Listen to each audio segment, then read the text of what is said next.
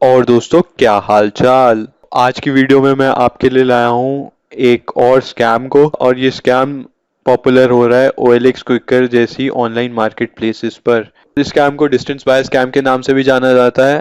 Actual में दो तीन स्कैम्स पॉपुलर हो रहे हैं, बट इस वीडियो में मैं एक ही स्कैम के बारे में बताऊंगा और बाकी स्कैम्स मैं अलग वीडियो में बताऊंगा।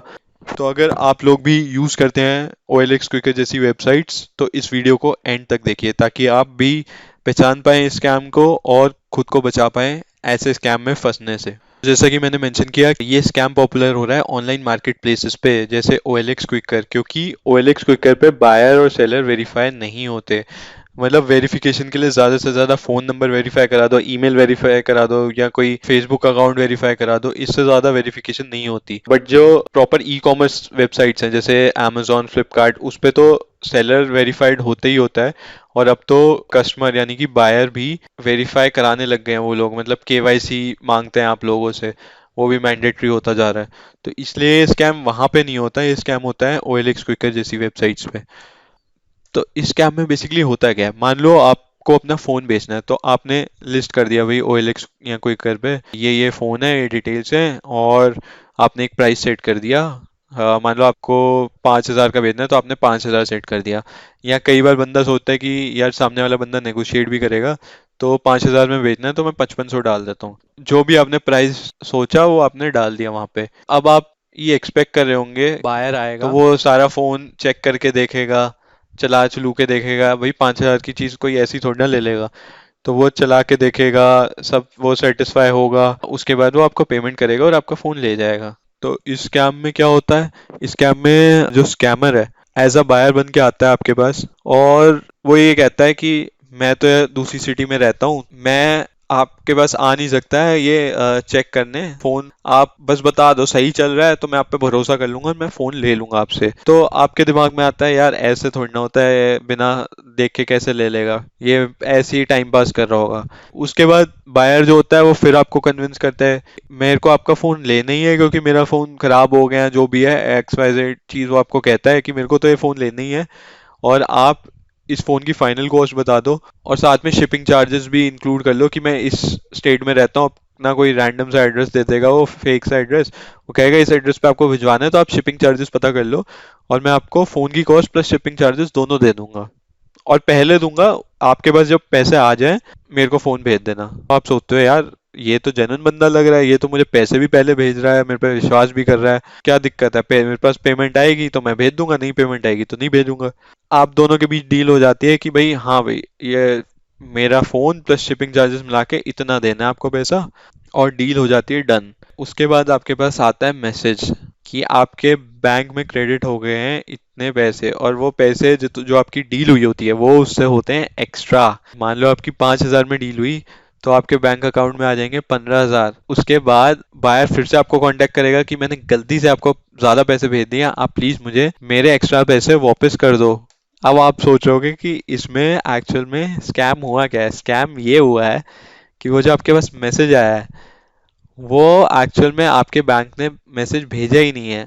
वो एक फेक आईडी से आपके पास मैसेज आया है जो इमिटेट कर रहा है आपके बैंक के नंबर को या आपके बैंक के नाम को, और एक्चुअल में आपके बैंक में पैसे डिपॉजिट हुए ही नहीं है, बट ये फेक मैसेज आ गया है कि हाँ भाई आपके अकाउंट में पैसे डिपॉजिट हो गए हैं। एक चीज शायद मेंशन करना भूल गया, आपकी जो डील हुई होगी उसके बाद उसने आपका बैंक अकाउंट नंबर लिया होगा, सब आपका लिया होगा, उसके बाद ही ये आपके पास फेक मैसेज आया होगा। अभी मैं आपको दिखाता हूँ स्क्रीनशॉट्स, जो एक यूजर के पास एक्चुअल में ऐसे मैसेजेस आए थे। वो यूजर बस स्कैम होने से जस्ट बच गई थी, क्योंकि एंड मोमेंट पे उसका दिमाग क्लिक कर गया कि कुछ गड़बड़ लग रही है, दाल में कुछ काला लग रहा है, वहां उसका दिमाग चल गया, वरना वो ऑलमोस्ट स्कैम्ड हो ही गई थी। और ना जाने कितने लोग ऑलरेडी स्कैम हो भी चुके होंगे। मैं आपको वो स्क्रीनशॉट्स दिखाता हूँ कि एक्चुअल में हुआ क्या। तो एक केस स्टडी देखते हैं, इसमें सेलर और बायर के बीच में डील हुई थी, वो हुई थी 3500 रुपए की। उसमें भी उसने ये क्लेम किया था बायर ने कि मैं दूसरी सिटी में रहता हूँ, आप बस और दो तीन एंगल से फोटोज भेज दो अपने प्रोडक्ट की, और मेरे को फाइनल कॉस्ट बता दो शिपिंग को इंक्लूड करके, मैं आपको पैसे भेज रहा हूँ, पैसे आने के बाद आप मेरे पास भेज देना। अब देखिए के पास ऐसे एक नंबर से मैसेज आया कि जो उसने अकाउंट नंबर दिया कि आपके अकाउंट में 13,500 रुपए क्रेडिट हो गए हैं। ठीक है, डील हुई थी 3500 में और उसके पास मैसेज आया कि 13,500 क्रेडिट हो गए, यानी कि 10,000 रुपए एक्स्ट्रा क्रेडिट हो गए हैं। अब यूजुअली क्या होता है, आजकल मैसेज पे ही बहुत ज्यादा लोग रिलाय करते हैं। हर कोई बैंक में जाके पासबुक अपडेट नहीं कराता, या हर कोई हर टाइम ना ऑनलाइन इंटरनेट बैंकिंग में लॉगिन करके नहीं चेक करता अकाउंट बैलेंस, और बैंक के मैसेज आते हैं वो एग्जैक्टली ऐसा ही आता है। डिफरेंस क्या है, ये जो नंबर है 59,444, इसकी जगह जो बैंक का एलियास होता है उससे मैसेज आता है। फॉर एग्जांपल VK HDFC, ऐसे नंबर से मैसेज आता है, और उसको भी ये लोग इमिटेट कर सकते हैं। जैसा कि मैंने जो स्टॉक मार्केट फ्रॉड वाली वीडियो बताई थी, जिसमें लोग रिसर्च हाउसेस को इमिटेट करके आपको फेक मैसेज भेजते हैं कि ये वाला स्टॉक खरीद लो, ऐसी इसमें बैंक को भी इमिटेट किया जा सकता है। क्योंकि करना क्या है, बस SMS सेंडिंग की सर्विस प्रोवाइड करती है वेबसाइट, उस पे जाके एक नाम ही तो रजिस्टर कराना है, वो मिलता जुलता नाम रजिस्टर करा दो, तो आपके पास ऐसा मैसेज आएगा जिसमें लिखा होगा कि आपके बैंक अकाउंट में क्रेडिट हो गए हैं इतने पैसे। उसके तुरंत बाद आपको कांटेक्ट करेगा वो बंदा। ये देखिए, जैसे इसने कांटेक्ट किया कि गलती से 13,500 मैंने भेज दिए आपको, तो इसने भी देखा हाँ भाई मेरे पास तो मैसेज आया सही में, आप अपना अकाउंट नंबर दो, मैं आपको 10,000 वापस दे देती हूँ। तो ये कहता है कि अकाउंट नंबर नहीं, आप पेटीएम कर दो मेरे को। देखिए नीचे वो बोल रहा है कि ये मेरी मदर का नंबर है और वो हॉस्पिटल में खड़ी है, उन्हें पेमेंट करनी है, तो मैं उन्हें ट्रांसफर कर रहा था बट गलती से आपको हो गए, आप प्लीज उन्हें ट्रांसफर कर दो ताकि वो हॉस्पिटल की पेमेंट कर पाए। ट्रांसफर करने ही वाली थी बट इसने फिर सोचा कि यार मैं एक बार अकाउंट में चेक तो कर लूं कि मेरे अकाउंट में आए हैं पैसे कि नहीं। पहली चीज इसमें पहला रेड फ्लैग देखिए, उसने अपना अकाउंट नंबर नहीं दिया, उसने पेटीएम नंबर पे ट्रांसफर करने के लिए बोला। क्यों? क्योंकि अगर वो अकाउंट नंबर देता तो बंदा अपने ऑनलाइन नेट बैंकिंग में लॉगिन करता और वो देखता कि यार बैलेंस तो मेरा बढ़ा ही नहीं, तो वो वहीं समझ जाता कि यार ये मैसेज नकली है। इसलिए जो स्कैमर है उसने बंदे को बैंक अकाउंट पे जाने ही नहीं दिया, उसने पेटीएम से ट्रांसफर करने के लिए बोला ताकि वो बंदा अपना अकाउंट चेक करने जाए ही ना। दूसरी चीज, इसने दूसरा नंबर इसलिए दिया अर्जेंसी क्रिएट करने के लिए कि यार मेरी मदर वहां खड़ी है क्लिनिक पे, उन्हें पेमेंट करनी है, आप प्लीज जल्दी करो। बट इसने बाई चांस चेक कर लिया था अपना अकाउंट और उसने देखा कि मनी ट्रांसफर नहीं हुई है, तो वो उससे कंफर्म कर रही है कि कहाँ से किया था आपने, नेफ्ट से या IMPS से। और उसने इसने बोला हाँ भाई मैंने IMPS से किया था। उसने बोला यार मैं तो बस, मेरे को तो मैसेज मिला है, मेरे को तो दिख ही नहीं रहा बैलेंस उसमें। तो आप देखिए ये अर्जेंसी क्रिएट कर रही है कि आप क्यों टाइम वेस्ट कर रहे हो, मेरी मदर हॉस्पिटल में है, आप जल्दी से मेरा पैसा वापस करो। यहाँ पे इसके दिमाग की घंटी बज गई, इन्होंने अवॉइड कर दिया उनको पेमेंट करना। तो समराइज करता हूँ कि पूरे स्कैम में हुआ क्या है। तो पूरे स्कैम में ये हुआ है कि आप OLX या क्विकर जैसी वेबसाइट पे गए, आपने अपना प्रोडक्ट लिस्ट किया कि भाई मेरे को फोन बेचना है। उसके बाद एक बायर ने आपको कांटेक्ट किया जो आपको फुल पेमेंट देने के लिए तैयार है, बट वो कहता है कि मैं आपके पास आ नहीं सकता चेक करने क्योंकि मैं दूसरी सिटी में रहता हूँ। प्रोडक्ट की पेमेंट भी ले लो मुझसे और शिपिंग चार्जेस भी ले लो, और मैं आपको पेमेंट कर रहा हूँ पूरी, आप अपना अकाउंट नंबर दो और जब आपके पास पेमेंट आ जाए तब आप प्रोडक्ट शिप कर देना। आपने अपना अकाउंट नंबर शेयर करा, उसके बाद आपके पास बैंक का एक फेक मैसेज आया कि आपके अकाउंट में एक्स्ट्रा मनी क्रेडिट हो गई है। उसके तुरंत बाद ये बायर आपको कांटेक्ट करता है कि ज़्यादा पैसे क्रेडिट हो गए हैं और आप मेरे को वापस कर दो, और मैं पेटीएम के थ्रू वापस लूंगा, जल्दी से कर दो। अर्जेंसी सी क्रिएट कर दी उसने। उस मोमेंट पे अगर आपका दिमाग चल गया तो आप लकी रहे, नहीं तो आप फंस जाएंगे स्कैम में। क्योंकि अगर आपने वो पेटीएम से ट्रांसफर कर दिए पैसे तो आपके तो 10,000 रुपए गए ना, वो तो आने नहीं वाले वापस। और जो फेक मैसेज आया था बैंक का वो तो वैसे भी क्रेडिट हुए नहीं, तो गए आपकी जेब से 10,000 रुपए। तो बस आज की वीडियो के लिए इतना ही। ऐसे और स्कैम्स और फ्रॉड और बहुत सारी अलग अलग तरह की इंफॉर्मेशन आपको मिलती रहे, इसके लिए चैनल को सब्सक्राइब कीजिए। मिलते हैं नेक्स्ट वीडियो में।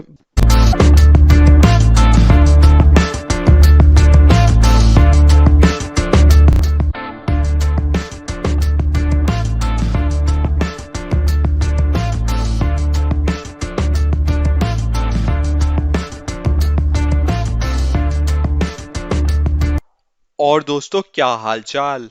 तो आज की वीडियो में भी मैं एक ऐसे स्कैम के बारे में बात करने वाला हूं जो OLX क्विक जैसी वेबसाइट्स पे चल रहा है, और इस स्कैम को भी डिस्टेंस बायर स्कैम के नाम से जाना जाता है। ऐसे ही मिलते जुलते स्कैम पे मैंने एक वीडियो और बनाई थी, तो अगर आपने वो वीडियो नहीं देखी है तो आप यहाँ पे जाके देख सकते हैं। बट ये वीडियो इंडिपेंडेंट है उस वीडियो से, तो पहले वो वीडियो देखें या बाद में देखें उससे फर्क नहीं पड़ेगा। और इस स्कैम की स्ट्रैटेजी अलग है थोड़ी सी उस स्कैम से, इसलिए मैंने ये सेपरेट वीडियो बनाई है। तो अगर आप लोग भी OLX क्विकर जैसी वेबसाइट्स यूज करते हैं तो इस वीडियो को एंड तक जरूर देखिए। जैसा कि मैंने फर्स्ट वीडियो में भी बताया था कि ये स्कैम OLX क्विकर जैसी ऑनलाइन मार्केट प्लेसेस में चल रहा है। ये स्कैम Amazon फ्लिपकार्ट जैसी ई कॉमर्स वेबसाइट्स पे नहीं चलता, क्योंकि वहाँ पे जो सेलर्स होते हैं वो वेरीफाइड होते हैं। और अब तो कस्टमर्स का भी KYC मैंडेटरी करते जा रहे हैं। Amazon का तो मेरे को पता है, बाकी वेबसाइट्स का नहीं पता, बट Amazon पे मैंने देखा है कि कस्टमर्स का भी KYC अब वो मांगने लग गए हैं। तो इसीलिए ये स्कैम OLX क्विकर जैसी वेबसाइट्स पे चल रहा है, क्योंकि वहाँ वेरिफिकेशन के लिए बस आपको अपना फ़ोन नंबर या ज़्यादा से ज़्यादा ईमेल, फेसबुक अकाउंट यही वेरीफाई कराना होता है, और कुछ आपको अपना आधार या पैन कार्ड कोई भी और गवर्नमेंट प्रोवाइडेड आइडेंटिफिकेशन प्रूफ नहीं सबमिट करना होता। तो इसलिए आप अपनी आइडेंटिटी फेक भी कर सकते हो। इसी वजह से ये स्कैम टारगेट करता है ऑनलाइन मार्केट प्लेसेस को। तो इस स्कैम में भी वैसे ही होता है जैसे मैंने फर्स्ट वीडियो में बताया था कि आपको अपना अपना कुछ सामान बेचना है, फॉर एग्जांपल फ़ोन बेचना है, तो आप OLX या क्विकर पे जाके अपना फ़ोन लिस्ट कर देते हो, आप अपना प्राइस मेंशन कर देते हो कि मुझे इतना प्राइस चाहिए। और फिर आप ये एक्सपेक्ट करते हो कि जो जो बायर आएगा वो चेक करेगा मेरा प्रोडक्ट, यानी कि मेरा फ़ोन चेक वेक करेगा, चला चलू के देखेगा, सही लगेगा उसे तो जितना मैं पैसे मांग रहा हूँ हो सकता है उतने दे दें, या थोड़ा बहुत नेगोशिएशन करें, और जो भी फाइनल डील होगी वो मुझे पैसे दे जाएगा और अपना प्रोडक्ट ले जाएगा। और एक्चुअल में स्कैम में क्या होता है, वो ये होता है कि आपने अपना प्रोडक्ट लिस्ट कर दिया, अब आप वेट कर रहे हो, तो जो बायर है वो ये क्लेम करता है कि वो दूसरी कंट्री से है, वो साउथ अफ्रीका से है या किसी भी और कंट्री का नाम बता देता है वो आपको। और वो कन्विंस करता है आपको कि उसको आपका फ़ोन लेना ही है, क्योंकि उसकी कंट्री में ये फ़ोन बहुत महंगा मिल रहा है, या कुछ भी XYZ रीज़न देता है आपको। और उसके अलावा वो ये भी बोलता है आपको कि शिपिंग कॉस्ट बहुत हाई है उसकी कंट्री में ये प्रोडक्ट शिप होने की, तो वो शिपिंग कॉस्ट भी आपको प्रोवाइड करेगा। फॉर एग्जांपल आपका 10,000 का फ़ोन आप बेच रहे हो, तो 10,000 के फ़ोन के साथ साथ वो ये क्लेम करेगा कि 5-6 हज़ार रुपये शिपिंग के लग जाएंगे, तो टोटल वो आपको 16,000 पे करेगा। तो आपके दिमाग में ये आएगा यार ये ऐसा कैसे हो सकता है कि ये इतनी दूर बैठा है और ये इतनी हाई शिपिंग कॉस्ट दे के भी मेरा फ़ोन लेना चाह रहा है। तो इसके लिए भी वो उसके पास बहाने रेडी रहेंगे कि ये देखो कि हमारी कंट्री में टैक्स ज़्यादा है या ये सब ज़्यादा है, तो नया प्रोडक्ट लेना बहुत महंगा पड़ जाएगा मेरे को। शायद वो 30,000 का पड़ रहा है प्रोडक्ट नया लेने में, जो आपसे मैं ले रहा हूँ शिपिंग इंक्लूड करके वो 16,000 का ही पड़ रहा है। तो ऐसे कुछ भी वो बहाने बना सकता है। उसके बाद नेक्स्ट स्टेप में वो क्या करेगा कि वो बोलेगा कि मैं एक कोरियर वाले को कांटेक्ट करता हूँ, मैं एक शिपिंग कंपनी को कांटेक्ट करता हूँ जो आपसे फ़ोन लेके जाएगी और मेरे तक पहुँचाएगी। तो उसके बाद आप बोलते हो कि ये सब तो ठीक है भैया, बट मेरे को पैसे कब मिलेंगे, मैं ऐसा पागल थोड़ी ना बैठा हूँ यहाँ पे कि अपना फ़ोन भिजवा दूँ और मेरे पास पैसे आए ही ना, ये तो आप मेरे को बेवकूफ़ बनाने वाली बात कर रहे हो। तो इसके लिए क्या स्ट्रैटेजी रहती है इस स्कैमर के पास, ये स्कैमर कहता है कि नहीं भैया मैं आपको बेवकूफ़ नहीं बना रहा, लेकिन ऐसा भी तो हो सकता है कि मैं आपको बस पैसे भिजवा दूं लेकिन आप मेरे को प्रोडक्ट शिप ही ना करो। तो क्योंकि फ्रॉड दोनों केस से हो सकता है, इसलिए हम लोग क्या करते हैं, एक मीडिएटर का यूज़ करते हैं। मैं एक फाइनेंस कंपनी के थ्रू या अपने बैंक के थ्रू आपको पेमेंट इनिशिएट करवा दूंगा। ठीक है, तो वो पेमेंट उस फाइनेंस कंपनी के पास रहेगी या उस बैंक के पास रहेगी तब तक जब तक मेरे को प्रोडक्ट मिल नहीं जाता। तो इस तरह से वो जो मीडिएटर है पूरी ट्रांजैक्शन के दौरान पैसा उसके पास जमा रहेगा। ठीक है, तो मेरे हाथ से निकल गया पैसा, तो मेरी साइड से फ्रॉड होने के तो चांस है नहीं, क्योंकि मैं तो ऑलरेडी पे कर चुका हूँ पैसा। और आपकी साइड से भी फ्रॉड ना हो इसके लिए वो पैसा तब तक रोके रखेगा जब तक मुझे प्रोडक्ट नहीं मिल जाता। तो ये स्ट्रैटेजी आपको सुनने में बहुत सही लगती है। ठीक है, और इसके लिए बकायदा वो अपनी फेक वेबसाइट का, ऐसे है तो मैंने सैंपल ले रखा है, बट वो ऐसा फेक वेबसाइट का आपको पेमेंट भी शो कर देगा कुछ टाइम बाद कि देखो मैंने शिपिंग प्लस प्रोडक्ट की कॉस्ट जो थी वो दोनों मिला के पेमेंट कर दी है और यहाँ पे बैलेंस शो कर रहा है। तो मेरे अकाउंट से पैसे कट गए हैं और वो मीडिएटर के पास पहुंच गए हैं, और मीडिएटर ने वो होल्ड कर रखी है मनी तब तक जब तक आप मेरे को प्रोडक्ट शिप नहीं करा दोगे। अब नेक्स्ट स्टेप में क्या होता है कि इनका जो डिलीवरी वाला, इनका जो शिपिंग वाला बंदा है, कोरियर वाला बंदा है, वो भी इनके साथ मिला होता है। तो वो फेक कंपनी क्लेम करके आता है कि मैं इस कंपनी से हूँ और आपका जो प्रोडक्ट साउथ अफ्रीका जाना है उसका ऑर्डर आया है, ये लोकेशन है, ये चार्जेस हैं, तो आप चार्जेस पे कर दो और अपना प्रोडक्ट दे दो, तो ये प्रोडक्ट वहाँ हम पहुँचा देंगे। और वो बकायदा आपको एक रसीद भी दे के जाते हैं, और ये रसीद देना कोई मुश्किल बात नहीं है। इतनी रसीद वाली किताब तो वैसे ही बाजार में इतनी मिल जाती है थोक के भाव। दूसरी चीज, ऑनलाइन रिसीट जनरेट करना भी कोई बड़ी बात नहीं है। तो वो जो कोरियर वाला है, उसने आपका प्रोडक्ट ले लिया, उसने आपसे शिपिंग के चार्जेस ले लिए और उसने आपको एक फर्जी रिसीट दे दी। तो आप ये समझो कि आप जो, लेट से आप 10,000 में वो फोन बेचने वाले थे, तो आपका उसने 10,000 का फोन ले लिया। उसके बाद आपसे उसने 5,000 शिपिंग के चार्जेस भी ले लिए, क्योंकि जैसा मैंने स्टार्टिंग में बताया, वो बंदा क्लेम कर रहा है कि वो साउथ अफ्रीका या किसी और कंट्री से है, तो इंटरनेशनल शिपिंग चार्जेस बहुत हाई क्लेम करके उसने वो शिपिंग चार्जेस भी आपसे ले लिए।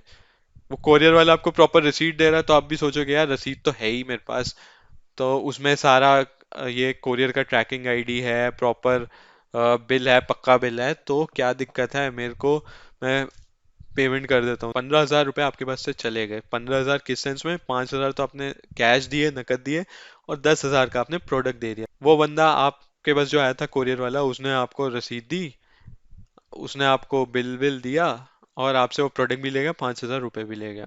और यहीं आपके हाथ से निकल गया मामला, क्योंकि वो कोरियर कंपनी भी फेक है। कोरियर कंपनी क्या, वो एक बंदा ही तो आया है, उसने आपको अपनी कंपनी की लोकेशन या ऑफिस की लोकेशन थोड़ी ना दिखाई है। वो तो ऐसी ड्रेस ड्रूस पहन के फर्जी सा नाम छपवा के आ गया, फर्जी उसने रसीद दे दी, आपका फोन भी ले गया और आपसे 5,000 रुपये भी ले गया। और जो इनिशियली आपके पास ईमेल आया होगा या मैसेज आया होगा कि भाई वो मीडिएटर के पास अमाउंट क्रेडिट हो गई है, वो मीडिएटर वाला ईमेल या वो मीडिएटर वाली वेबसाइट भी नकली थी। तो एंड में हुआ क्या आपके साथ, समराइज करता हूँ, हुआ क्या आपके साथ। आपने अपना प्रोडक्ट बेचना था, फोन बेचना था, वो आपने लिस्ट कर दिया OLX या क्विकर पे। अब आपके पास एक बायर आया जो क्लेम कर रहा है कि मैं तो दूसरी कंट्री में रहता हूँ, बट वहां पे ये प्रोडक्ट नया बहुत महंगा पड़ेगा, तो मैं आपसे प्रोडक्ट लूंगा और मैं इस प्रोडक्ट की जो शिपिंग चार्जेस हैं वो भी आपको दूंगा। बट क्योंकि फ्रॉड दोनों एंड से हो सकता है मैं आपको पैसे भिजवा दूं बट आप मेरे को प्रोडक्ट ना भेजो, या आपको ये लग रहा होगा कि आपने पहले प्रोडक्ट भिजवा दिया और फिर मैं बाद में पैसे ना भिजवाऊं। दोनों ही के केस का डाउट क्लियर करने, दोनों ही साइड का डाउट क्लियर करने के लिए हम एक मीडिएटर यूज करते हैं, जहां मैं पहले पेमेंट कर दूंगा, जब उसके पास पेमेंट रिफ्लेक्ट होने लगे तब आप अपना प्रोडक्ट शिप कीजिएगा। ठीक है, जो कोरियर वाला चार्जेस मांगे आप उसे अपने पास से दे दीजिएगा, क्योंकि मैं जो आपको पेमेंट कर रहा हूँ उसमें वो चार्जेस इंक्लूडेड है, तो वो पैसा बाद में आपके पास घूम के वापस आ जाएगा। तो वो नकली कोरियर वाला आया, पहले आपके पास वो रिफ्लेक्ट ईमेल आया या आपको वेबसाइट का लिंक मिला जहाँ पे वो अमाउंट रिफ्लेक्ट होने लगेगी कि भाई हाँ जो बायर था उसने मीडिएटर के पास इतना पैसा जमा करा दिया है। उसके बाद वो कोरियर वाला आएगा आपके पास, फर्जी आपको रसीद दे के जाएगा, आपसे आपका फोन भी ले जाएगा और शिपिंग चार्जेस जो 5-6 हज़ार रुपए थे इंटरनेशनल शिपिंग के, वो भी ले जाएगा। और क्योंकि वेबसाइट भी नकली थी, वो कोरियर वाला भी नकली था, तो अब आपके पास से आपका जो प्रोडक्ट था ओरिजिनल वो भी चला गया, और जो 5,000 शिपिंग के क्लेम किए जा रहे थे कि वो आपको रिटर्न हो जाएंगे, वो भी चले गए। तो अगर आप लोगों के पास भी ऐसा कोई फॉरेन से क्लेम करता है कि भाई मैं आपका प्रोडक्ट लेना चाहता हूँ, उसको राम राम नमस्ते कीजिए। तो आज की वीडियो के लिए बस इतना ही। आपके पास ऐसे और भी स्कैम से रिलेटेड वीडियोस या और भी बहुत सारी इंफॉर्मेशन से भरी वीडियोस पहुंचती रहें, इसके लिए सब्सक्राइब कीजिए मेरे चैनल को। और नेक्स्ट वीडियो तक के लिए बाय बाय।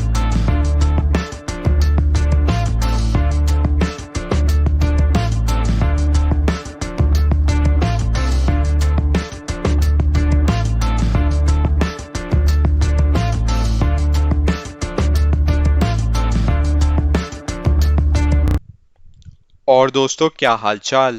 तो आज की वीडियो मैंने फिनेंस टॉपिक पे नहीं बनाई है, आज की वीडियो मैंने बनाई है एक ऐसी इंपॉर्टेंट इन्फॉर्मेशन पे जो मुझे लगा मुझे आपसे शेयर करनी चाहिए। तो आज की वीडियो है फेक केचप्स के ऊपर। और ये फेक केचप्स बहुत ही कॉमनली मार्केट में सर्कुलेट हो रही हैं, और आपके चाहते हुए ना चाहते हुए, जानते हुए ना जानते हुए भी ये आपकी फूड साइकिल में जगह बना लेती हैं। तो इसीलिए ये वीडियो मैंने आज की बनाई है। इसमें मैं आपको बताऊंगा कि ये फेक केचप्स आखिर बनती कैसे हैं, और आप खुद को कैसे इनसे बचा सकते हैं। तो इन केचप्स की डिटेल में जाने से पहले मैं बताता हूँ फर्स्ट टाइम मेरे को इन केचप्स के बारे में पता कैसे लगा, और क्या क्या इन्फॉर्मेशन मैंने कलेक्ट करी ये पता लगने के बाद कि ये केचप्स नकली हैं। तो मेरे एक फ्रेंड ने कुछ टाइम पहले ही एक फूड जॉइंट खोला था। तो मैं एक दिन उसके फूड जॉइंट पे बैठा था, तब मेरी नज़र एक केचप की कैन पे पड़ी। वो कैन कुछ ऐसी दिखती थी। जब मेरी नज़र उस कैन पे पड़ी तो मैंने उससे पूछा कि ये पैकिंग सॉस की तो मैंने पहली बार देखी है, ये कौन से ब्रांड की सॉस है, कौन से ब्रांड की केचप है। तो उसने कहा ये किसी वेल नोन ब्रांड की केचप नहीं है, ये यहीं लोकल फैक्ट्री में बनती है, और आसपास के सभी रेस्टोरेंट या फूड जॉइंट्स जो भी हैं वो यही केचप यूज़ करते हैं, और आप अगर रेगुलर कस्टमर हैं उस वेंडर के, तो वो आपको फ्री डिलीवरी भी दे जाता है। मैंने कहा बढ़िया है, कितने की पड़ जाती है सॉस। तो उसने जो फिगर बोली, जो उसने अमाउंट बताई, वो अमाउंट सुनने की वजह से ही ये सारी मैंने रिसर्च करी और ये वीडियो आज की बन पाई है। वो अमाउंट सुन के आप भी चौंक जाएंगे। तो उसने बोला 35 रुपीज पर केजी की पड़ती है उसे ये सॉस। उस टाइम पे रिटेल मार्केट में टमाटर की कीमत चल रही थी 70 से 80 रुपए किलो, और होल सेल में आप लगा लीजिए 55 रुपए या 60 रुपए चल रही होगी। तो 60 रुपए किलो के टमाटर से बनी हुई सॉस 35 रुपए किलो में कैसे मिल सकती है? क्योंकि सबको पता है कि जो जेन्युइन सॉस भी होती है वो भी खाली टमाटर से नहीं बनती। तो इस 35 रुपए में इंक्लूडेड थे सो कॉल्ड टमाटर एट 60 रुपीज केजी। उसके अलावा इस 35 रुपए में इंक्लूडेड थी बाकी इंग्रेडिएंट्स की कॉस्ट। उसके अलावा इसमें इंक्लूडेड थी पैकेजिंग की कॉस्ट। और जैसे कि मैंने बताया कि अगर रेगुलर कस्टमर है तो फ्री डिलीवरी भी दे जाता था वेंडर। तो इस 35 रुपए में ही इंक्लूडेड थी वो डिलीवरी की कॉस्ट भी। और ऑफ कोर्स जो वेंडर बना रहा है वो कुछ प्रॉफिट भी तो कमाएगा। तो 35 रुपए में आप देखिए 60 रुपए किलो वाले टमाटर भी, बाकी इंग्रेडिएंट्स भी, पैकेजिंग कॉस्ट भी, फ्री डिलीवरी भी, और ये सब होने के बाद उस 35 रुपए में से वो अपना प्रॉफिट भी कमा रहा था वेंडर। तो आप खुद ही दिमाग लगा के सोचिए कि ऐसा कैसे हो सकता है। तो जब मैंने और रिसर्च करी तो मुझे पता लगा कि एक्चुअल में इसमें टमाटर डालते ही नहीं थे। वो लोग डालते थे इसमें आर्टिफिशियल फ्लेवर्स, कलर्स, केमिकल्स और सड़ी हुई सब्जियां। अब आप खुद ही सोचिए कि ये सब चीज़ें जब आपके पेट में जाएंगी तो आपकी हेल्थ पे कितना नेगेटिव इफेक्ट पड़ेगा।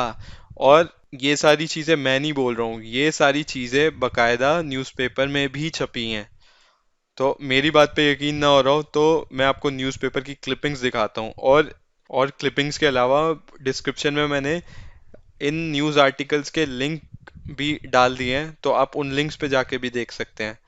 ये देखिए, पहला न्यूज़ आर्टिकल है, मेरठ में छापा पड़ा था, और उसमें देखिए कि ये स्टार्च यूज कर रहे थे, कलर्स यूज कर रहे थे, और उसके अलावा जब पैकिंग हो रही थी तो उसमें इंसेक्ट्स भी पड़े हुए थे। ये दूसरा आर्टिकल देखिए, फिरोजाबाद का है। इसमें अरारोट केमिकल से पकाकर नकली सॉस बन रही थी, और इसमें टमाटर का यूज 1% भी नहीं हो रहा था, 1% भी नहीं हो रहा था। ये देखिए, नागपुर की न्यूज है ये। इसमें भी सड़े हुए सब्जियां यूज हो रही थी, केमिकल्स, कलर्स, फ्लेवर्स, ये सब। और ये देखिए, और ये जो सॉस सप्लाई होती थी, ये सप्लाई होती थी ढाबा, रोड साइड स्टॉल्स जो होते हैं उन सबको। और ये थोड़ा सा यहाँ पे आप बॉटम में देखेंगे ध्यान से तो दिख जाएगा, ये जो रॉ मटेरियल इन्होंने सीज किया था, यही सड़ी हुई सब्जियां, आर्टिफिशियल फ्लेवर, केमिकल्स, ये रॉ मटेरियल ही 2 मिलियन, यानी कि 2 मिलियन का मतलब 20 लाख रुपए का तो रॉ मटेरियल इन्होंने जब्त किया था। तो 20 लाख रुपए का रॉ मटेरियल से आप समझ रहे हैं, 20 लाख रुपए के रॉ मटेरियल से करोड़ों की सॉस बन रही होगी। करोड़ों की सॉस का मतलब है कितने सारे फूड जॉइंट्स, स्टॉल्स वगैरह पे ये सॉस सर्कुलेट हो रही होगी। अब आप खुद ही सोचिए कि जो आप रोड साइड पे अंडे का स्टॉल देखते हैं या बर्गर का स्टॉल देखते हैं, वो चाइनीज वैन देखते हैं या पैटी ट्रे वाले को देखते हैं, तो वो फूड ऑलरेडी इतना चीप होता है कि वो जो किसान या मैगी या और किसी ब्रांड की सॉस आती है 100, 120, 140 रुपए किलो वाली, वो तो वो अफोर्ड वैसे ही नहीं कर सकता। मतलब वो आपको 10 रुपए की पैटी दे रहा है, तो उसके साथ वो इतनी महंगी सॉस तो वैसे ही आपको प्रोवाइड नहीं कर सकता। तो इसका मतलब वो सस्ती सॉस ला रहा होगा कहीं से, और वो सस्ती चीज लाना बुरी बात नहीं है। बुरी बात यह है कि वो जो सस्ती चीज है वो एक्चुअल में बनी किससे है, और इसके लिए कंसर्न वो वेंडर क्यों होगा। उसे भले ही जान के या अनजाने में जैसे भी, उसे तो सस्ता प्रोडक्ट मिल रहा है ना, वो तो आपको उसके सामने रख दो, 100 रुपए किलो की है ये सॉस, ये 35 रुपए किलो की है, उसकी तो रोज की 1 किलो 2 किलो लगनी है, तो वो क्यों महंगा प्रोडक्ट लेगा, वो तो सस्ते प्रोडक्ट पे ही जाएगा ना। आप लोगों को सबसे पहले तो अपने घर में जो यूज कर रहे हैं आप, जेन्युइन ब्रांडेड सॉस लेनी चाहिए, या और भी कोई प्रोडक्ट होता है सब कुछ जेन्युइन ही लेना चाहिए।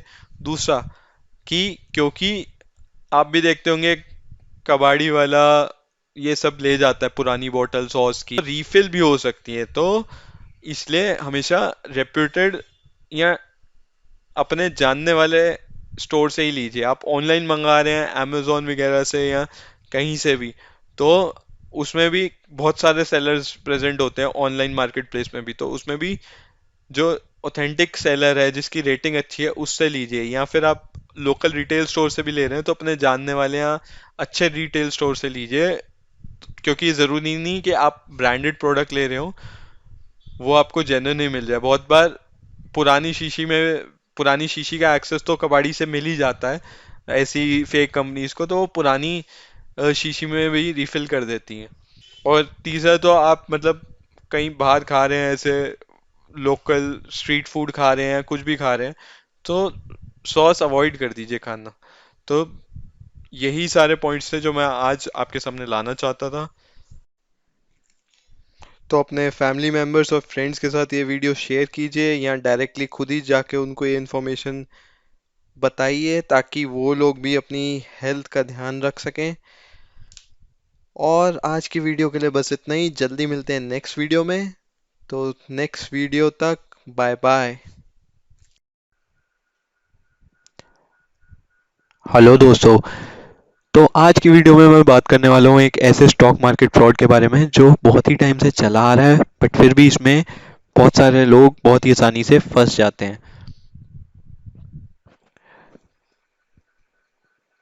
तो आज की वीडियो खत्म होने से पहले आपको पता लग जाएगा कि क्या स्ट्रैटेजी यूज करते हैं ये स्कैमर्स, और कैसे आप खुद को बचा सकते हैं ऐसे स्कैम से, ऐसे फ्रॉड से। तो सारी चीज़ें डिटेल में डिस्कस करेंगे, बट एक समरी आपको दे देता हूँ कि एक्चुअल में स्कैम है क्या। तो स्कैम में बेसिकली आपके पास इंफॉर्मेशन आएगी कि एक्स वाई जेड स्टॉक खरीद लो, और इसमें आपका शाम तक प्रॉफिट हो जाएगा 10%, या 2 दिन में प्रॉफिट हो जाएगा 25%, या एक हफ्ते में आपका पैसा हो जाएगा डबल। बट एक्चुअल में होगा क्या, जो बंदा ये स्टॉक खरीदेगा उसका होगा लॉस, और बहुत केसेस में ये लॉस जाता है 50%, 60%, इवन 90% तक भी। यानी कि आपने 100 रुपये लगाया तो आपका 90 रुपये हो जाएगा लॉस, 90 रुपये तक हो सकता है लॉस, और रह जाएंगे आपके पॉकेट में केवल 10 रुपये।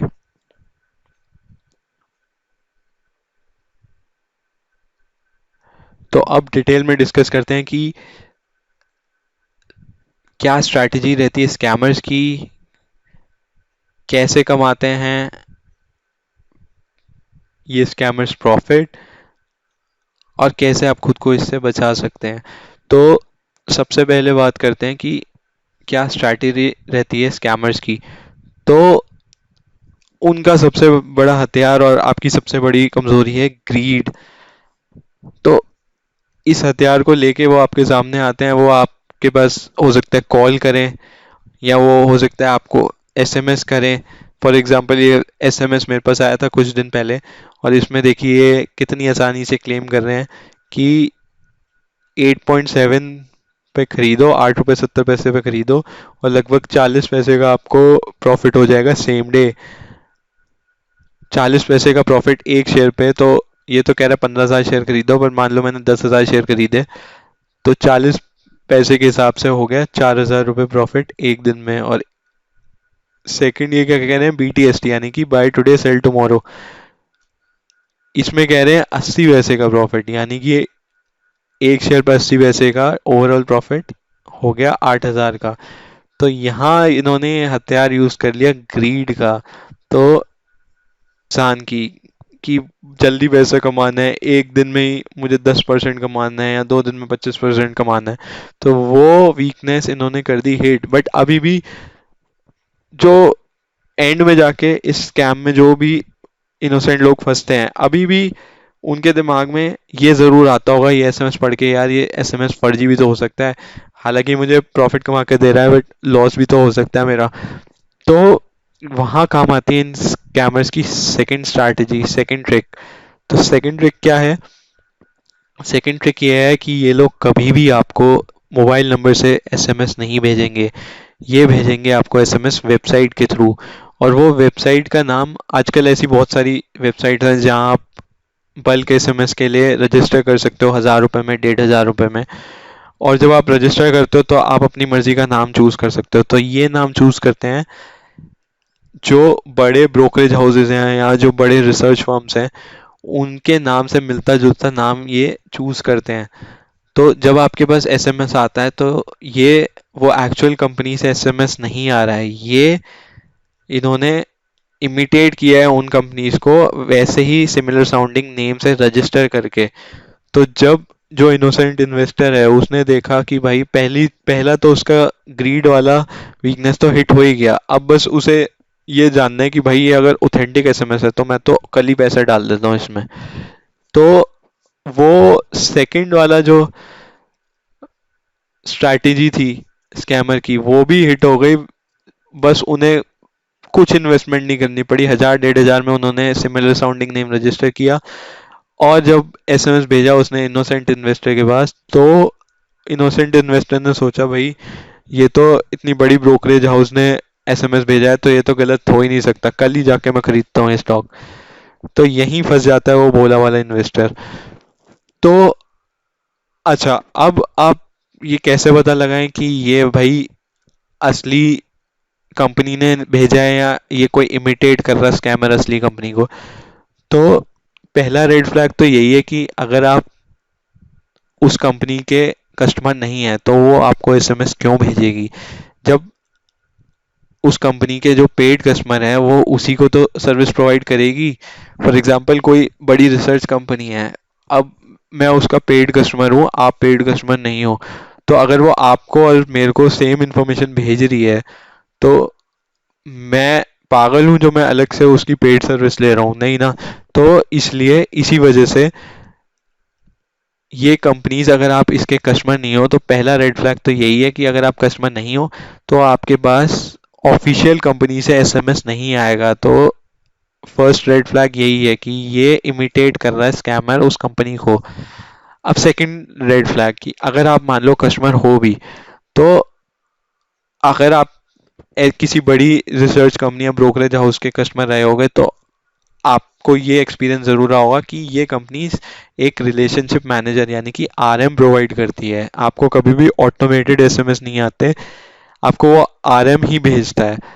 चाहे भले ही वो अपने ईमेल आईडी से भेजे या भले ही वो अपने ऑफिशियल फ़ोन से फ़ोन करके भेजे, तो वो आरएम ही आपके साथ कांटेक्ट में रहता है, जो भी रिकमेंडेशंस होती हैं। तो दोनों ही केस में, भले ही आप कस्टमर हो या आप कस्टमर ना हो, ऐसे ऑटोमेटेड एसएमएस आ रहे हैं तो वो रेड फ्लैग समझिए उन्हें और आप उन्हें इग्नोर कर दीजिए। तो अब सेकंड बात करते हैं कि इसमें प्रॉफिट किसका होता है और लॉस किसका होता है,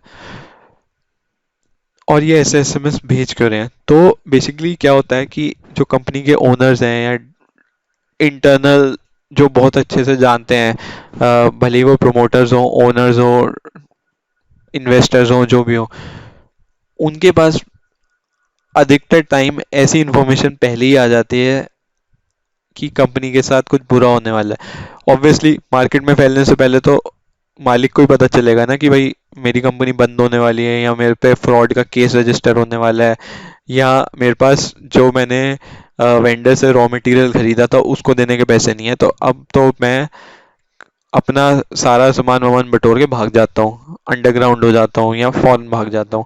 तो ऐसी जो भी नेगेटिव चीजें हैं कंपनी के बारे में, वो सबसे पहले ओनर्स प्रोमोटर्स को ही पता है।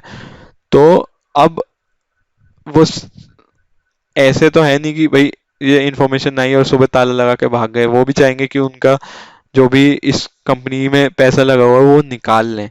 तो उसके लिए वो क्या करते हैं, ये ऑपरेटर्स के थ्रू आर्टिफिशियली इन्फ्लेट करा देते हैं प्राइजेस को। अभी हम आगे की स्लाइड में देखेंगे कि वो कैसे इन्फ्लेट हुआ इस पर्टिकुलर कंपनी के लिए, बट अभी एक जनरल बता रहा हूँ कि वो आर्टिफिशियली इन्फ्लेट करा देते हैं प्राइस को।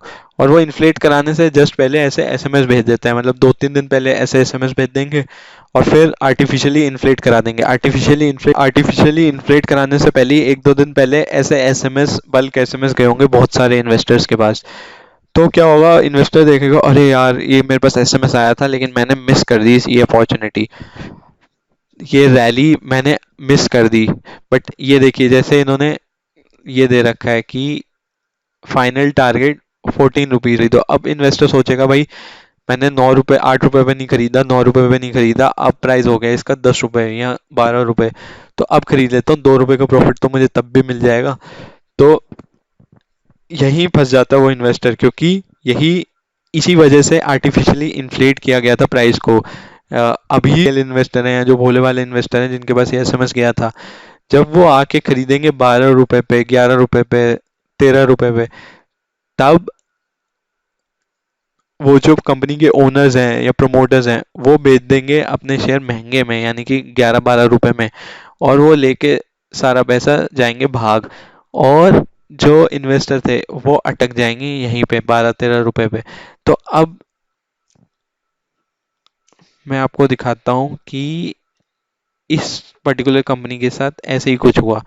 तो ये देखिए 9-10 मई के आसपास एसएमएस आया था, तो तब से ये इन्फ्लेट करना इन्होंने प्राइस शुरू कर दिया। ठीक है, इंट्राडे में भी देखिए थोड़ा थोड़ा ऊपर गया। ओके, तो एसएमएस आने के कुछ टाइम बाद जब इन्होंने देखा कि अब हमारे पास इन्वेस्टर्स की बिड आने लगी, छोटे मोटे इन्वेस्टर जो हैं या जो लालच में आ चुके हैं इन्वेस्टर, वो अब खरीदना चाहते हैं स्टॉक को, तो वो इन्वेस्टर ने खरीदा इस स्टॉक को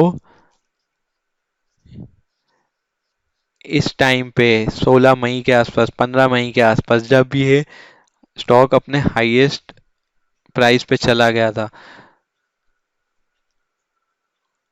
और उसके बाद जब इसके ओनर्स और इसके इन्वेस्टर एग्जिट कर गए, तो देखिए कि ये स्टॉक गिरता ही जा रहा है, क्योंकि कंपनी में कुछ है ही नहीं। ये देखिए पिछले लास्ट दिन 5 दिनों से इसमें लग रहा है लगातार लोअर सर्किट।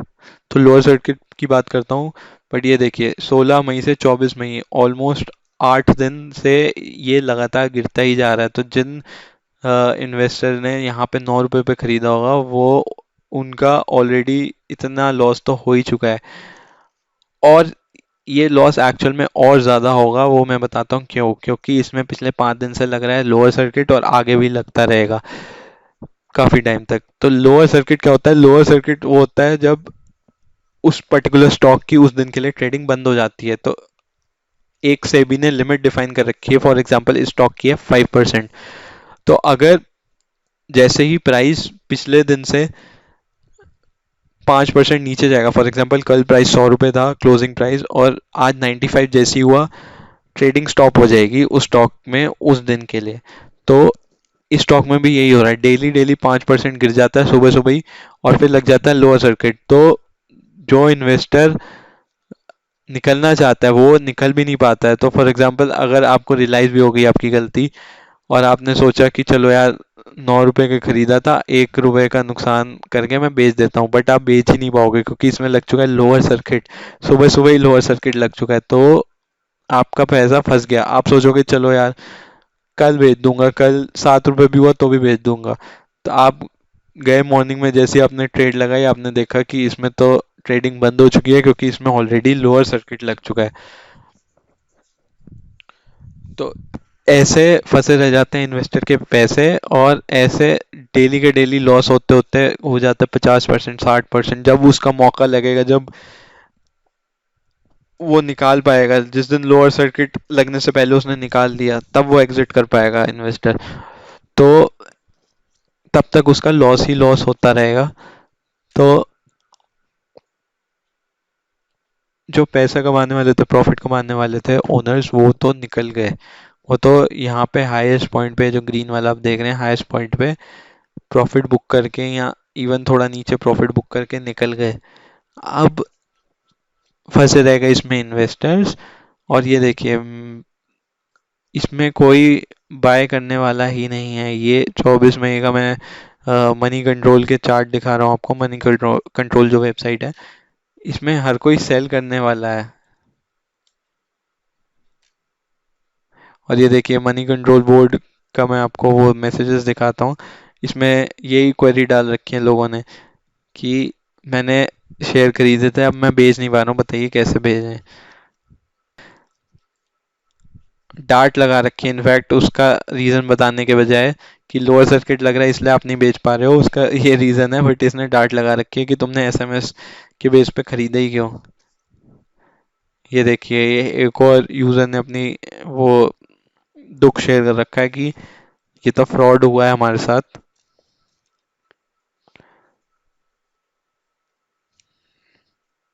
ये देखिए, देखिए इसने भी ये लिखा है। और अब ये देखिए,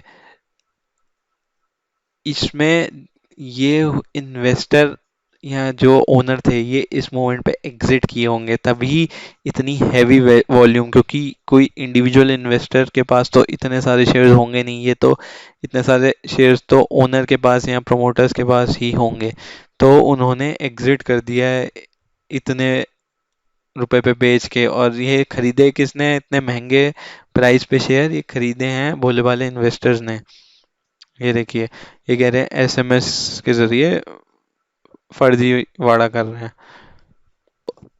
इस वीडियो में मैं आपको यही बताना चाहता था कि आप ऐसी फेक एसएमएस, ऐसे स्पैम्स, ऐसे फ्रॉड से खुद को बचाइए। और आने वाले दिनों में बहुत ज़्यादा चांसेस हैं कि ऐसे बहुत सारे फ्रॉड्स और हों, क्योंकि गवर्नमेंट ऑफ इंडिया ने ये बहुत अच्छा इनिशिएटिव लिया है कि ये कुछ आईबीसी करके रूल लाए हैं। वो आईबीसी रूल के बारे में आप अलग से पढ़ लीजिएगा, न्यूज़ आजकल आ रही है। तो बेसिकली उस आईबीसी रूल की समरी ये है कि अगर किसी कंपनी ने अपना लोन नहीं चुकाया है, तो उस कंपनी के हाथ से कंट्रोलिंग पावर जा सकती है। अपने उस कंपनी के ओनर्स लूज कर सकते हैं कंट्रोलिंग पावर अपनी कंपनी की। तो कोई भी ओनर नहीं चाहेगा कि उसकी कंपनी की ओनरशिप गवर्नमेंट के पास चली जाए या किसी भी थर्ड पर्सन के पास चली जाए। तो उसके पास दो रास्ते हैं, या तो वो लोन चुका दे, या दूसरा रास्ता क्या है कि उसका जो फंसा हुआ पैसा है वो ऐसे ही फ्रॉड करके भोले वाले इन्वेस्टर्स को फंसा के अपना पैसा निकाल ले और भाग जाए। तो इसलिए अलर्ट रहिए ऐसे फ्रॉड से खुद को बचाने के लिए। और जाते जाते एक पॉइंट और बोलना चाहता हूँ कि कुछ लोगों ने जैसे एसएमएस देख के ही खरीद लिया। तो मैं यहाँ पे कोई स्टॉक एनालिसिस नहीं करने वाला हूँ इस वीडियो में, बट पी रेशियो एक बहुत ही कॉमन टर्म है जो हर स्टॉक मार्केट में इन्वेस्ट करने वाला, ट्रेड करने वाला हर बंदा इसके बारे में बात करता है। तो इस स्टॉक में इन्वेस्ट करने से पहले अगर बंदा और कुछ ना देखता, बस खाली ये भी देख लेता, तो भी उसको समझ आ जाता कि यार ये नेगेटिव में, और वो भी इतना ज़्यादा पी रेशियो। और ये तो मैं तब बता रहा हूँ जब ये इसका प्राइस लगातार 5 दिन से 5-5% गिर रहा है। अगर आप इसका 5 दिन पहले देखते पी रेशियो, तो ये और एक माइनस में 120 125 के करीब होता। तो और इनफैक्ट जिन्होंने 11-12 रुपए में खरीदा है, उस टाइम पे तो -135 या ऐसे रहा होगा। तो ये इतना बड़ा रेड फ्लैग, और जो आपको 10 सेकंड में ही दिख जाता। मैं ये नहीं कह रहा हूँ कि अकेला फैक्टर ये अकेला पैरामीटर होता है स्टॉक चूज करने के लिए, बट स्टॉक रिजेक्ट करने के लिए तो ये अकेला पैरामीटर ही काफी था। बट एनीवेज, आपका वैसा है, आपको ध्यान रखना है। बस मेरा मोटिव ये था कि मैं आपको ये इंफॉर्मेशन शेयर कर सकूं। So be alert and be safe. और दोस्तों, क्या हाल चाल। तो आज की वीडियो मैंने एक और स्टॉक मार्केट स्कैम के ऊपर बनाई है। इस स्कैम को परफेक्ट प्रिडिक्शन स्कैम के नाम से भी जाना जाता है। और ये खाली स्टॉक मार्केट तक सीमित नहीं है। ये क्रिकेट, फुटबॉल, बॉक्सिंग जैसे स्पोर्ट्स के बड़े टूर्नामेंट्स में भी काफी टाइम से चला आ रहा है। तो आज डिटेल में डिस्कस करेंगे कि कैसे फंसाया फंसाया जाता है इस स्कैम में लोगों को, और कैसे आप खुद को बचा सकते हैं इन स्कैमर्स से। तो डिटेल में जाने से पहले एक ओवरव्यू देता हूँ कि इसमें स्कैमर एक्चुअल में करता क्या है।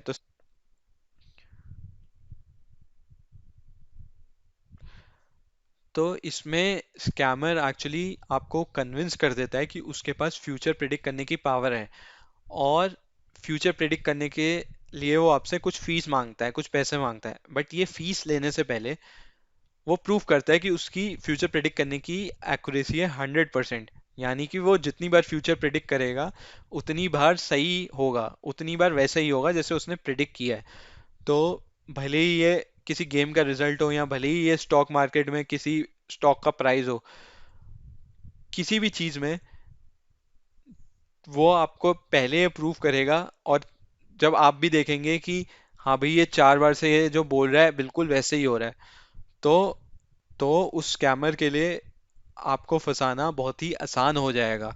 क्योंकि ये तो नेचुरल सी बात है ना, कि जब आपने देख लिया कि ये बंदा 5 दिन से सही फ्यूचर प्रिडिक्ट कर रहा है कि इस गेम का रिजल्ट क्या होगा, यानी कि आगे भी सही प्रिडिक्ट करेगा, तो मैं इसे फीस दे देता हूँ। मुझे पहले ही फ्यूचर का पता लग जाएगा। तो इस पूरे स्कैम में घूम फिर के जो मेन ट्रिक आती है, वो आती है इस बात पे कि ये स्कैमर कैसे प्रूव करे अपनी 100% एक्यूरेसी। तो ये सारी बातें डिटेल में डिस्कस करते हैं। इस स्कैम का जो ओरिजिन हुआ था वो फुटबॉल टूर्नामेंट से हुआ था। और ये उस टाइम पे हुआ था जब ईमेल और फोन भी इतने पॉपुलर नहीं थे। बाद में तो इन स्कैमर्स ने ईमेल्स के थ्रू या टेक्स्ट मैसेजेस के थ्रू अपना ये स्कैम चलाने लग गए थे। बट ये स्कैम शुरू तब से हुआ है जब इन्हें इंफॉर्मेशन भेजने के लिए चिट्ठी भेजनी पड़ती थी, बाय पोस्ट भेजते थे ये इंफॉर्मेशन। तो इंफॉर्मेशन भेजने की जो इनकी स्ट्रैटेजी रहती थी, वो ये रहती थी कि कुछ लोग सेलेक्ट करो। मान लो 100 लोग सेलेक्ट करे, 1000 करे, 10,000 करे, 50,000 करे, जितने भी लोगों का इन्हें एड्रेस मिल गया। पुराने ज़माने में एड्रेस मतलब एक्चुअल एड्रेस, फिजिकल एड्रेस आपका। और नए ज़माने में आपका फ़ोन नंबर या ईमेल। तो किसी भी तरह का जो भी इन्हें एड्रेस मिल गया, उस पर इंफॉर्मेशन भेजेंगे। और ये इंफॉर्मेशन कैसे भेजेंगे? आधे लोगों को ये भेजेंगे कि कल के मैच में टीम ए जीतेगी, और बाकी आधे को भेजेंगे कि कल के मैच में टीम बी जीतेगी, रिगार्डलेस ऑफ द रिजल्ट। मतलब मैच के बाद कोई भी टीम जीते, इनके पास आधे लोग तो ऐसे हैं ना जिनको इन्होंने सही इन्फॉर्मेशन भेजी थी। अब कुछ लोगों के दिमाग में ये भी सवाल आ रहा होगा कि भाई फुटबॉल में तो ड्रॉ भी होता है। तो मैं आपको बता दूं, ड्रॉ वैलिड रिजल्ट होता है बट ग्रुप स्टेजेस तक ही। ग्रुप स्टेजेस के बाद जब नॉकआउट स्टेजेस स्टार्ट होती हैं, for example next month world cup start होने वाला है, उसमें भी ग्रुप स्टेजेस में तो ड्रॉ वैलिड रिजल्ट रहेगा। बट जब नॉकआउट स्टेजेस स्टार्ट होंगी, final 16, quarter final, semifinal, final, इन सब नॉकआउट स्टेजेस में ड्रॉ वैलिड रिजल्ट नहीं रहता। या तो टीम ए जीतेगी या टीम बी जीतेगी, तीसरा रिजल्ट पॉसिबल ही नहीं है। इन्हीं स्टेजेस में इसी ये ऐसी इंफॉर्मेशन भेजते हैं लोगों पे, और रिगार्डलेस ऑफ रिजल्ट इनको एक ऐसा सेट मिल जाता है, ऐसे लोग मिल जाते हैं जिनके पास इन्होंने सही इंफॉर्मेशन भेजी थी। तो अभी थ्योरेटिकल मैंने बताया, इतनी क्लियर नहीं हो रही होंगी चीज़ें, इसलिए अब थोड़ी सी मैथ्स कर लेते हैं। मैथ्स करते ही हमें सारी इनकी स्ट्रैटेजी, सारी इनकी जो ट्रिक है वो समझ आ जाएगी। तो सपोज इनके पास 10,000 लोगों का ईमेल एड्रेस आ गया, या जैसे भी इंफॉर्मेशन भेजना चाहते हैं उस इंफॉर्मेशन का सोर्स आ गया, तो ईमेल एड्रेस समझ लीजिए, कुछ भी समझ लीजिए। तो अभी हम 10,000 एक रैंडम नंबर ले रहे हैं। वो तो इन स्कैमर्स के ऊपर है कि ये कितनी इन्फॉर्मेशन इन्हें मिल पाई है, 50,000, लाख, 2 लाख, 10 लाख, जितने की भी मिल पाई है।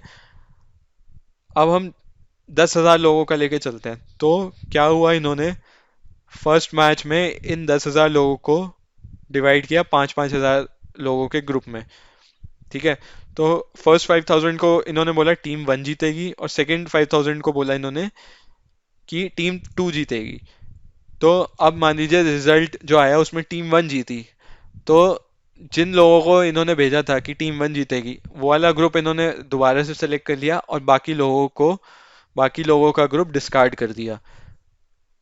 अब आते हैं सेकंड मैच के ऊपर। तो सेकंड मैच में इन्होंने कौन से ग्रुप सेलेक्ट किया, जो इनका पहले वाले प्रिडिक्शन से सही वाला ग्रुप आया था। मतलब जिन 5,000 लोगों को सही इंफॉर्मेशन गई थी, वो 5,000 लोगों का इन्होंने ग्रुप सेलेक्ट किया, और उसको भी अब दो में डिवाइड किया, 2,500 के दो ग्रुप्स में डिवाइड किया।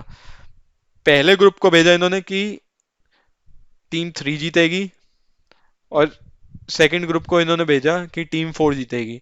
अभी भी रिजल्ट यहाँ तो ये आएगा कि टीम 3 जीती, या ये आएगा टीम 4 जीती। जो भी टीम जीतेगी वो वाला ग्रुप ये सिलेक्ट कर लेंगे, और बाकी के ग्रुप को डिस्कार्ड कर देंगे। तो अब देखिए, फिर से थर्ड मैच आया, उसमें पांचवी और छठी टीम खेल रही है। 2,500 लोगों का इनके पास इंफॉर्मेशन है। 2,500 में से 1,250 को इन्होंने भेजा कि टीम 5 जीतेगी, और 1,250 को भेजा टीम 6 जीतेगी। ठीक है। मैच के बाद हुआ क्या, कि मान लीजिए टीम 5 जीती तो 1,250 लोग के बस सही गया, और मैच के बाद टीम 6 जीती तो भी 1,250 लोगों के साथ सही गया। तो अब देखिए लगातार 3 मैचों में हो क्या रहा है। लगातार 3 मैचों में ये हुआ कि अब जो इनके पास तीसरे मैच के बाद 1,250 लोग बचे, उनके पास लगातार 3 बारी से सही प्रेडिक्शन जा रहा है। यही तो होगा कि पहले 10,000 में से जिन 5,000 के पास सही गया था, उन्हीं को इन्होंने दोबारा भेजा सेकंड मैच में, ढाई ढाई हजार करके। तो जिन 5,000 के पास गलत गया था वो तो पहले ही निकल गए। अब ये सेकंड मैच में इनके पास वही 5,000 लोग हैं जिनके पास अभी तक सही इंफॉर्मेशन गई है। तो अब देखिए, इन्होंने ढाई ढाई हजार में डिवाइड किया, तो एक टीम जीती एक हारी। तो इस मैच के बाद 2,500 लोग बच गए इनके पास। अब ये 2,500 लोग ऐसे हैं जिनके पास पहले मैच में भी सही प्रेडिक्शन गया था, दूसरे में भी गया था, राइट। क्योंकि इस मैच के स्टार्टिंग में तो हमने सेलेक्ट ही वही किए थे जिनके पास अभी तक सही प्रेडिक्शन गया हो।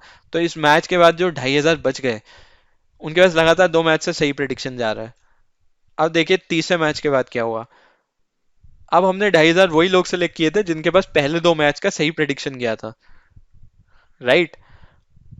अब इस 2,500 को ढाई बारह 1,250 के दो ग्रुप में डिवाइड किया। जो टीम हार गई उस ग्रुप वाले को हटा दिया, और जो टीम जीत गई उस ग्रुप में 1,250 लोग तो वही होंगे ना जिनके पास लगातार तीसरे मैच तक सही प्रेडिक्शन गया है, राइट।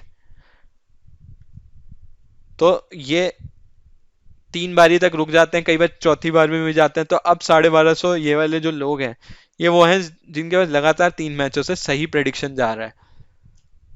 तो इसमें भी मान लीजिए इन्होंने आधे आधे में डिवाइड कर दिया, 625 के दो ग्रुप्स बन गए। तो इन्होंने वही भेजा कि टीम 7 जीतेगी, टीम 8 जीतेगी, आधे आधों को। और मान लीजिए टीम 7 जीती तो भी इनके पास 625 लोग ऐसे हैं जिनके पास सही इन्फॉर्मेशन गई। टीम 8 जीती तो भी 625 ऐसे लोग हैं जिनके पास सही इन्फॉर्मेशन गई। तो जिनके पास गलत गई उनको डिस्कार्ड कर देंगे, जिनके पास सही गई उनके पास देखिए पिछली 4 मैचों से सही प्रिडिक्शन जा रहा है। तो अब ये लोग जो स्कैमर्स हैं, अब ये लोग कहेंगे कि भाई अब हमें आप फीस दो, हम आपको लगातार 4 मैचों से सही प्रिडिक्शन दे रहे हैं। अब तो आपको अगर भरोसा करना है हम पे तो करो, और हम अब अगला प्रिडिक्शन तभी देंगे जब हमें मिलेगी फीस। तो देखिए बिना कुछ नॉलेज हुए, बिना कुछ अ, मेहनत किए, इन्होंने क्या किया, इन्होंने सिंपल सी मैथ्स लगाई। आधे आधे लोगों में डिवाइड करते गए, जो जिनके पास सही इंफॉर्मेशन जा रही थी उनको सिलेक्ट करते गए, फिर उन्हें आधे आधे में डिवाइड करते गए। और इन्होंने बड़ी आसानी से 10,000 में से, जैसे हमने 10,000 का सैंपल लिया है, तो 10,000 में से 625 लोगों को ये कन्विंस कर दिया कि हम तो हर बार सही प्रिडिक्ट करते हैं। और अब एक चीज और देखिए कि कोई क्यों फीस देना चाहेगा ये प्रिडिक्शन जानने की। तो फुटबॉल जैसे यूरोपियन कंट्रीज में बहुत ज्यादा फेमस है, और कुछ यूरोपियन कंट्रीज में तो बेटिंग भी लीगल है। तो जो लोग फुटबॉल के रिजल्ट्स पे बेटिंग लगाते हैं वो तो सोचेंगे ना कि भाई अगर ये कंपनी जो है इतना सही प्रिडिक्ट कर रही है, तो मैं 5,000 इनकी फीस दे के फ्यूचर जान लेता हूँ, और मैं कमा सकता हूँ 50,000, 1 लाख रुपए भी। तो उन नंबर्स में मैं अभी नहीं जा रहा हूँ, बट एक बेसिक सा आइडिया आपको मिल गया कि कैसे इन्होंने 10,000 लोगों में से 625 लोगों को ये प्रूव कर दिया कि हाँ भाई इनकी 100% एक्यूरेसी है।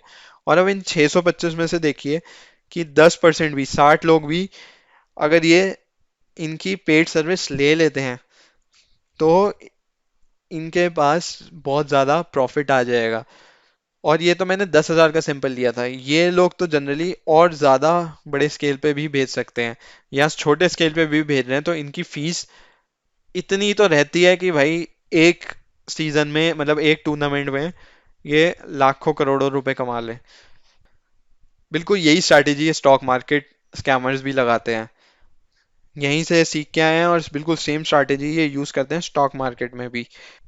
जो स्कैमर्स होते हैं वो तो, ये जो ब्रोकरेज फर्म्स होते हैं इसमें काम करने वाले एम्प्लॉय को लालच दे देते हैं कि भाई मैं 20,000 दूंगा तो मुझे इस कंपनी में जितने भी डीमैट अकाउंट है सभी बंदों के फोन नंबर और ईमेल एड्रेस निकाल के दे दे। तो ये लालच देना किसी भी लो लेवल एम्प्लॉय को बहुत ही आसान है। जिसकी सैलरी महीने की 15,000 है, अगर उसको 20,000 रुपये मिल रहे हैं तो वो तो भागा भागा देगा।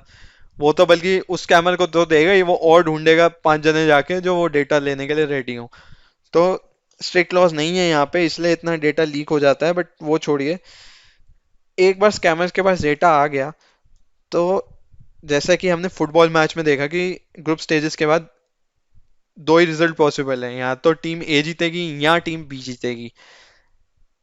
यही सेम चीज स्टॉक मार्केट में भी चलती है कि या तो किसी स्टॉक का प्राइस ऊपर जाएगा या किसी स्टॉक का प्राइस नीचे जाएगा। अगर वो स्टॉक ट्रेड ही नहीं हो रहा तभी वहीं पे रहेगा, अगर ट्रेड हो रहा है तो यहाँ तो ऊपर जाएगा, भले ही 1% बढ़े, भले ही 0.1% बढ़े, भले ही 0.01% बढ़े, बट यहाँ तो बढ़ेगा या घटेगा, वहीं टिका नहीं रहेगा। तो इसी स्ट्रैटेजी, इसी चीज को एक्सप्लॉइट करते हैं ये स्कैमर्स। तो बिल्कुल जैसे फुटबॉल के केस में हुआ था कि ये पहले 10,000 लोगों को ईमेल भेज देते हैं कि भाई ये XYZ कंपनी है, इसका स्टॉक कल ऊपर जाएगा, आप लोग बाय करें इसे। और बाकी आधों को भेजते हैं कि ये स्टॉक तो गिरने वाला है, आप लोग इसे सेल करिए, आप इसे शॉर्ट कीजिए। तो ऐसी पहले दिन भेजते हैं, 10,000 को भेजा, मान लो स्टॉक प्राइस ऊपर चला गया तो जिनको भेजा था कि ये गिरेगा प्राइस, वो वाले ग्रुप को हटा दिया, और जिसको सही इन्फॉर्मेशन गई थी उस वाले ग्रुप को सिलेक्ट कर लिया, फिर उसमें आधे आधे कर लिए। अगले दिन फिर भेजा उसी कंपनी का, दूसरी कंपनी का, कि भाई इस कंपनी का आज खरीदो ऊपर जाएगा, इस कंपनी का खरीदो नीचे जाएगा। तो आधे लोगों को भेजा था कि खरीदो ऊपर जाएगा, और आधे को भेजा था खरीदो नीचे, बेचो नीचे जाएगा। End of the day stock price ऊपर गया तो इन्हें आधे लोग फिर मिल गए, और स्टॉक प्राइस नीचे गया फिर आधे लोग मिल गए। तो ऐसे कर करके एंड में इनके पास एक सेट ऑफ पीपल रह जाता है जिनके पास इन्होंने लगातार 3 दिन या 4 दिन या 5 दिन सही प्रिडिक्शन भेजा है। और उसके बाद ये मांगने लगते हैं स्टॉक स्टॉक मूवमेंट प्रेडिक्ट करने की फीस। जहां तक फुटबॉल टूर्नामेंट की बात थी या किसी और बड़े टूर्नामेंट की बात थी, क्रिकेट का वर्ल्ड कप ले लो या कुछ भी, वो तो एक सीजन में आता है। मतलब वर्ल्ड कप की बात करूं तो वो 4 साल में एक बार आएगा, या कोई और मेजर ट्रॉफी है वो 2 साल में एक बार आएगी। पर स्टॉक मार्केट तो पूरा साल चलती है, सालों साल चलती आ रही है। तो ये स्कैमर्स तो लगातार फंसाते रहते हैं लोगों को। और इसमें ऐसा भी नहीं है कि इन्हें 3 दिन या 4 दिन ही प्रिडिक्ट करना है। ये अगर बड़ा सैंपल ले लें तो ये तो लगातार 5 दिन 6 दिन तक भी सही प्रिडिक्ट कर सकते हैं।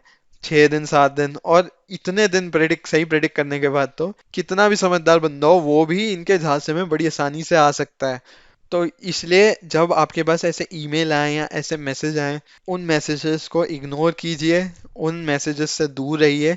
क्योंकि अगर इतना ही आसान होता ना स्टॉक प्राइस को प्रिडिक्ट करना, तो इन लोगों को आपसे 10-10 हज़ार रुपए फीस लेने के लिए आपके पास मैसेज ना भेजना पड़ता। ये जब इनके पास ये इन्फॉर्मेशन है ही, तो ये तो साल साल में, एक साल में ही करोड़पति बन जाएंगे, रोज ये लाख लाख रुपए कमाएंगे।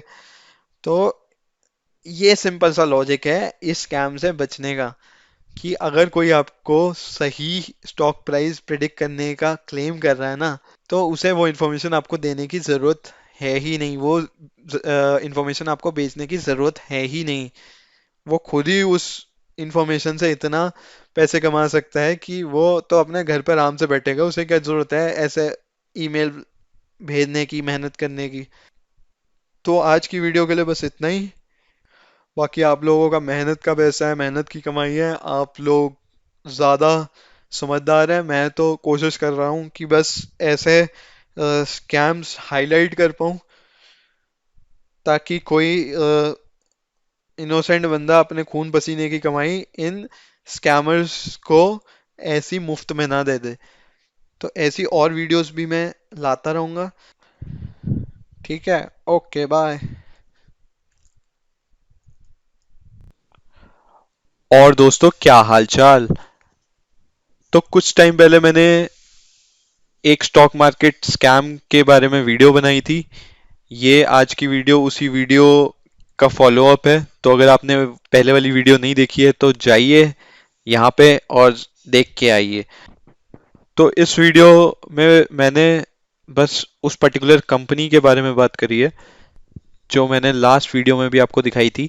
तो जैसा कि मैंने आपको 24 मई तक का चार्ट दिखाया था कि उस पर्टिकुलर कंपनी में जिसके हम लोगों के पास मैसेज आ रहे थे कि भाई ये वाली कंपनी बाय कर लो, ये तो आपको रातों रात अमीर बना देगी, वो वाली कंपनी का मैंने 24 मई तक का आपको चार्ट दिखाया था कि लगातार लोअर सर्किट लग रहा था। और ये देखिए 24 मई से 1 जून का चार्ट भी देखिए, इसमें 24 मई से 1 जून तक भी लगा है लगातार लोअर सर्किट।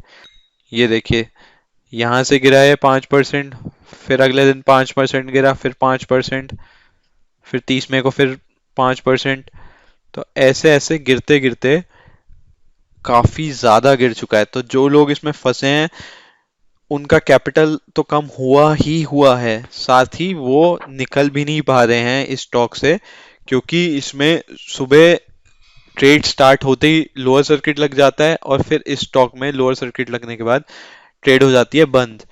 तो बस इस वीडियो में मेरे को यही अपडेट देनी थी आपको कि क्यों आपके लिए बहुत ज़रूरी है ऐसे स्कैम से बच के रहना, ऐसे स्कैम से दूर रहना। क्योंकि इसमें एक बात तो होती है कि हाँ भाई आपने लॉस बुक कर लिया, नुकसान बुक कर लिया और आप निकल गए।